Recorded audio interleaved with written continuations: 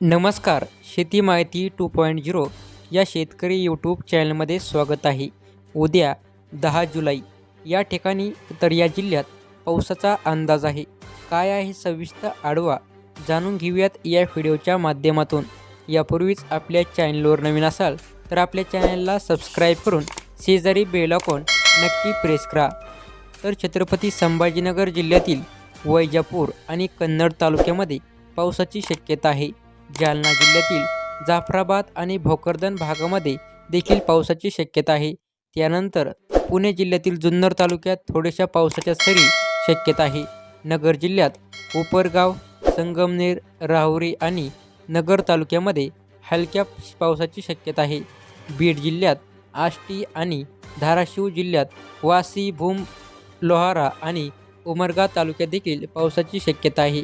अमरावती जिल्ह्यात आष्टी, कारंजा, सेलू, आवरी आणि वर्धा तालुक्यात देखील पावसाची शक्यता आहे. त्यानंतर वाशिम आणि अकोला जिल्ह्यामध्ये आज देखील पावसाची शक्यता आहे. तर उद्या देखील याच ठिकाणी पाऊस राहील. आणखीन जळगाव, छत्रपती संभाजीनगरचा उत्तर भाग, जालना उत्तर भाग, बुलढाणा, वाशिम, यवतमाळ, अमरावती, नागपूर, चंद्रपूर आणि गडचिरोली जिल्ह्यामध्ये मध्यम ते थोडासा जोरदार पाऊस होण्याची शक्यता आहे. मात्र हा पाऊस सार्वत्रिक नाही होणार. कोकण विभाग, रत्नागिरी आणि सिंधुदुर्ग किनारपट्टी भागात तसेच गोव्यात किनाऱ्या भागात देखील मुसळधार पाऊस होणार आहे. घाटाच्या जाताना हा पाऊस हलका ते मध्यम स्वरूपाचा राहील. यानंतर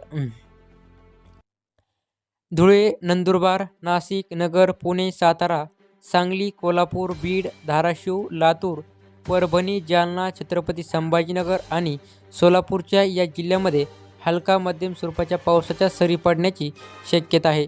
तर एखाद्या ठिकाणी स्थानिक पातळीवर जर ढग निर्माण झाले तर थोड्याशा जोरदार सरी देखील येऊ शकतात. तर पूर्व महाराष्ट्र, भंडारा आणि गोंदिया जिल्ह्यामध्ये विशेष मोठ्या पावसाचा अंदाज नाही.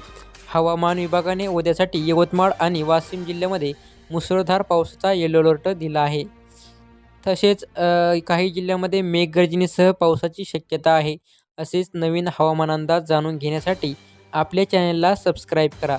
धन्यवाद. जय हिंद, जय महाराष्ट्र.